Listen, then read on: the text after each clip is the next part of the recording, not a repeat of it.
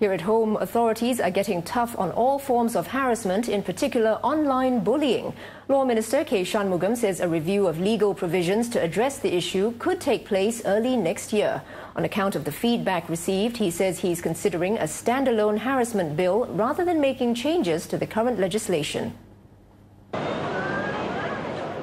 Harassment can take place anywhere, at the workplace, schools and even at home. One area discussed at a conference on harassment, online bullying.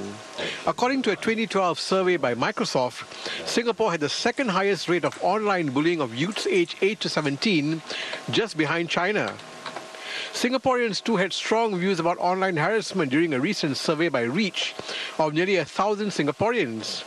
87% say those who harass others should be dealt with firmly under the law. And over 80% support tougher measures to deal with harassment, both online and offline. Minister Shanmugam says he prefers to use the law as a last resort. Ideally, we want to create a situation where there is self-help possible.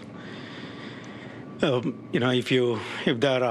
there is stuff said about you which is untrue and you feel victimized or you feel harassed or it impacts on you or it's plain wrong, then maybe you don't have to run to the law, you don't have to run to the police. Maybe there can be a framework for you to correct it or have clarifications so that the truth is out.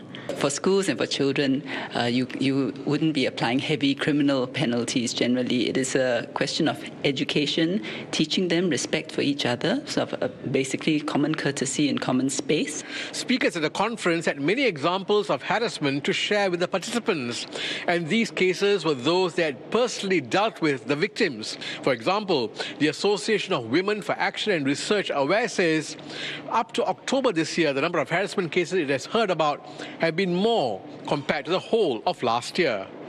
We think that an omnibus act would be best.